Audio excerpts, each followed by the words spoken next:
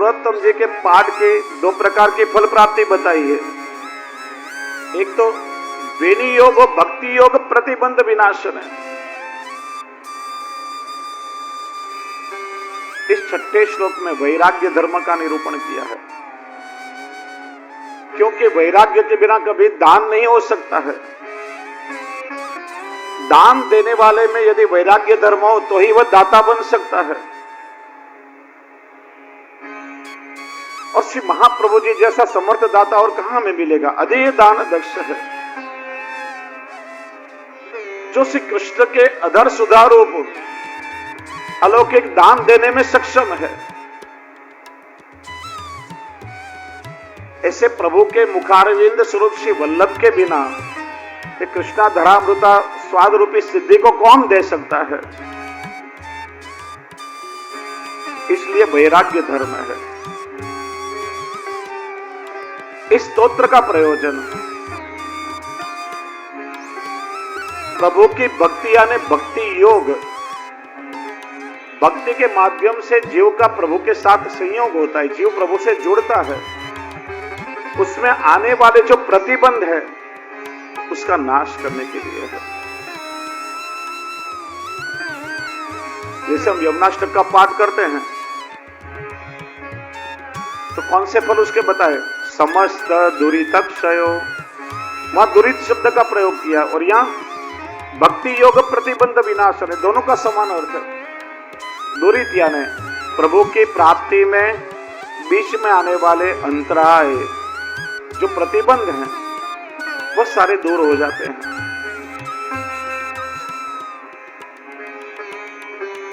एकादश स्कंद में भागवत जी में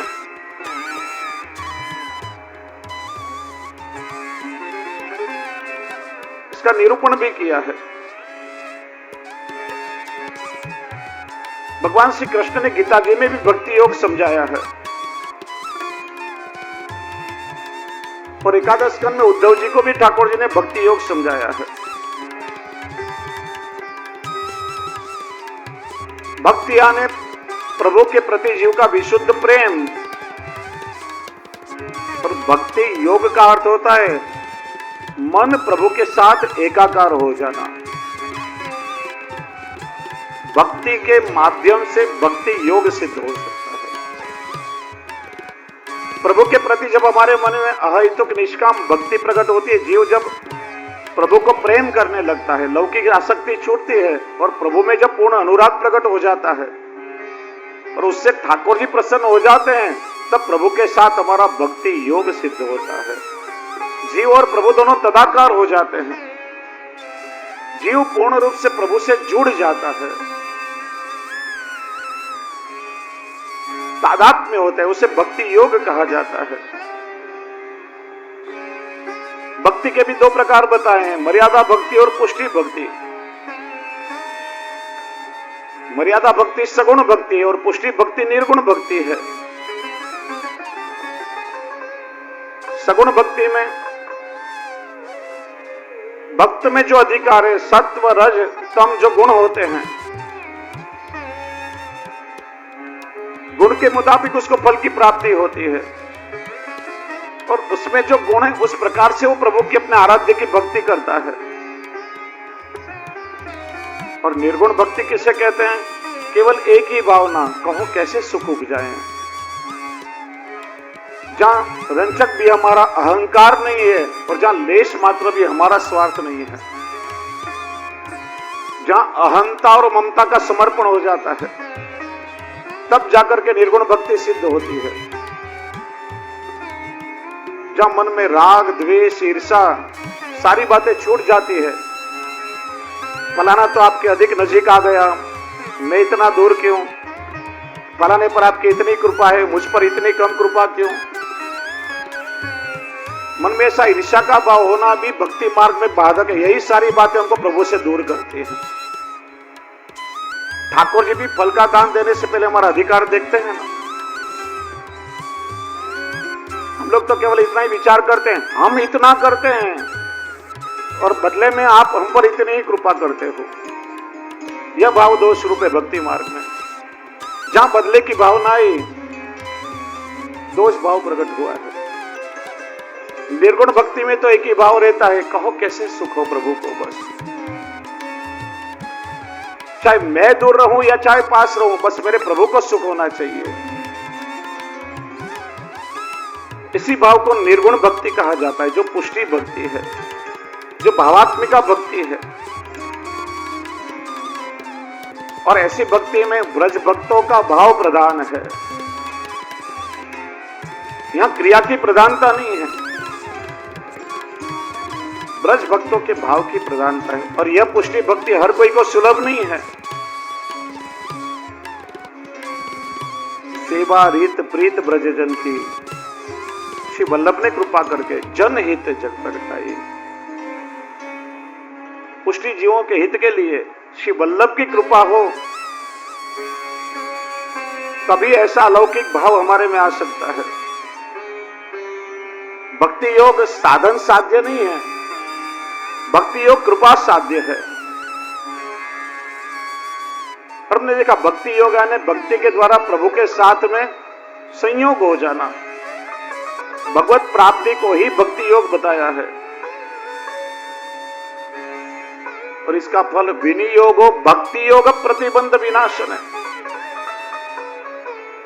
ठाकुर जी के भक्ति योग में आने वाले सारे अंतराय, जो हमारे अंदर रहे हुए दोष हैं, जो प्रभु तक हमें पहुंचने नहीं देते हैं, राग द्वेष ईर्ष्या क्रोध अहंकार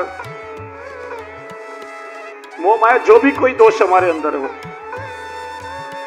सारे दोषों की निवृत्ति सर्वोत्तम जी के पाठ के माध्यम से हो जाती है।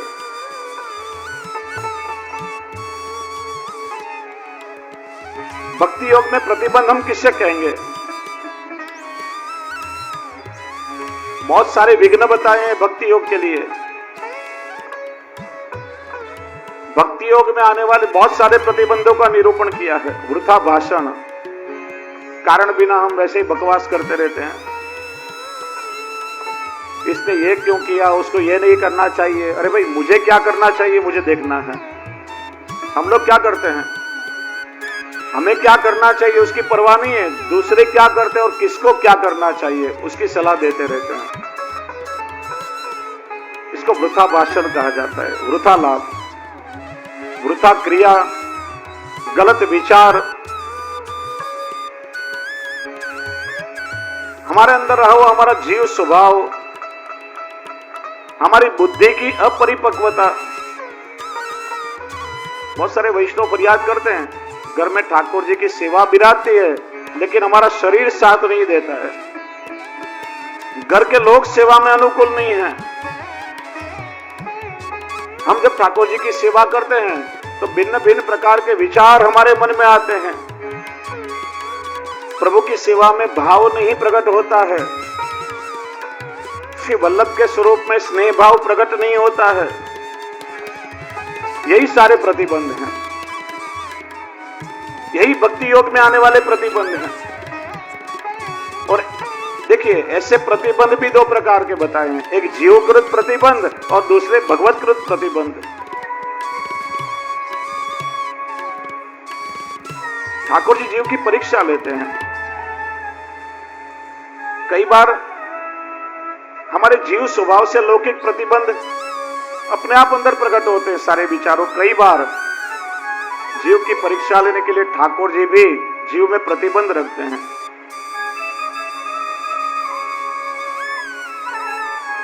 श्री महाप्रभु जी ने सेवा फल नाम के ग्रंथ में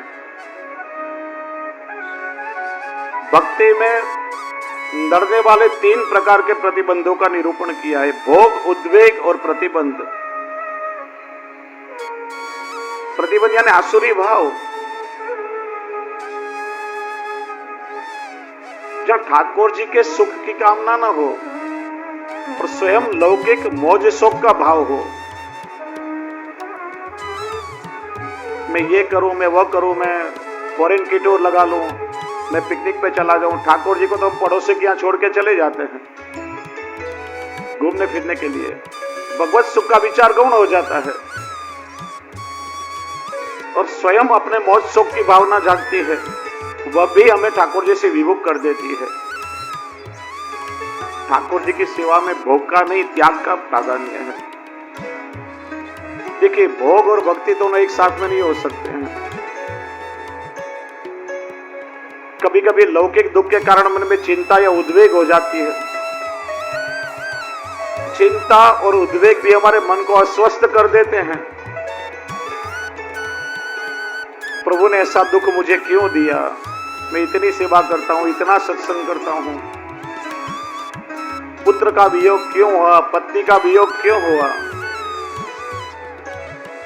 धन क्यों चला गया? मन में जब लौकिक उद्वेग होता है तभी मन हमारा ठाकुर जी से हट करके लौकिक में चला जाता है। वह भी प्रतिबंध है। और ऐसे उद्वेग के कारण भी हमारी सेवा क्रियावत हो जाती है।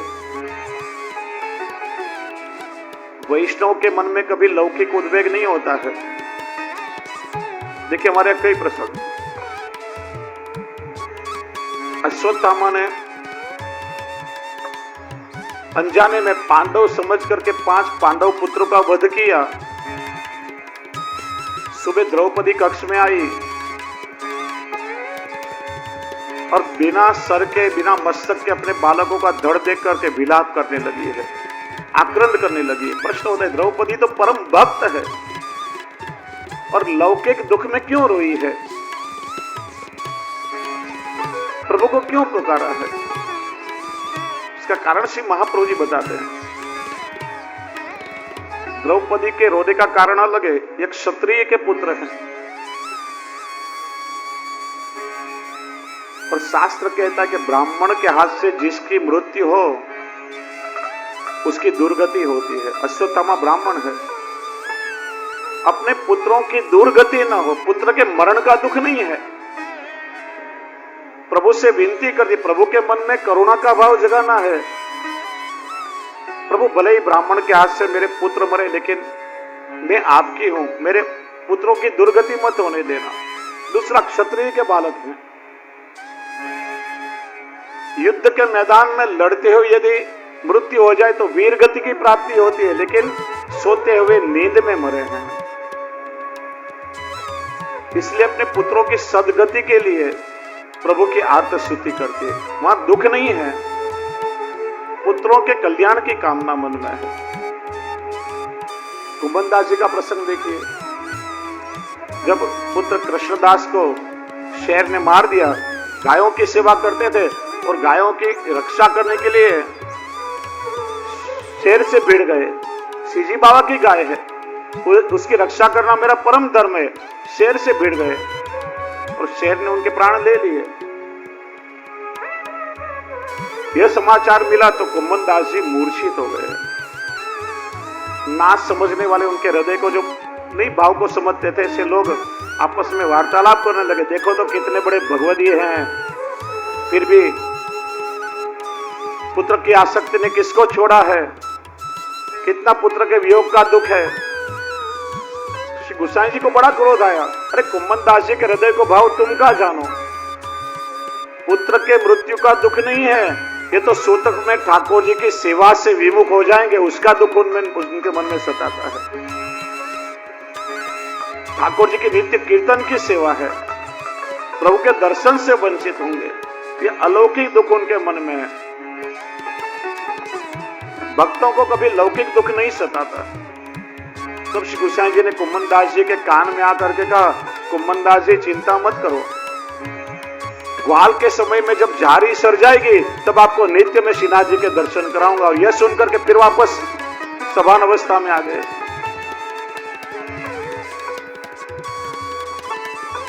तो कहने का तात्पर्य, दुख दो प्रकार के होते हैं, एक जीवकृत और एक भगवतकृत प्रतिबंध दूसरा। ये सारे प्रतिबंध श्री वल्लभ रूप वैश्वानर अग्नि की कृपा से दूर हो जाते हैं। श्री वल्लभ सर्वसमर्थ है।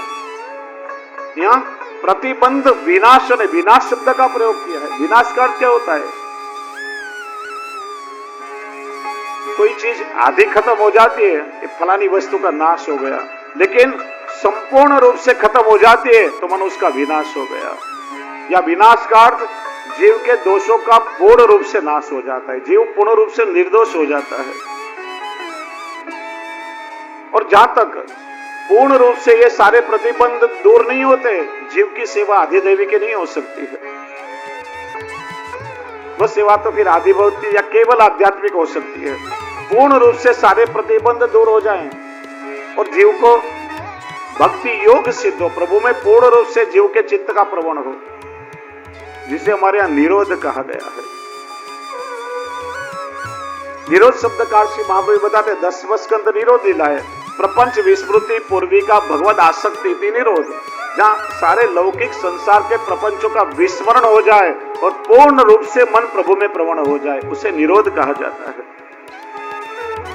श्री वल्लभ की कृपा से इस सर्वोत्तम जी के पाठ के फल स्वरूप जीव का निरोध भगवत स्वरूप में होता है।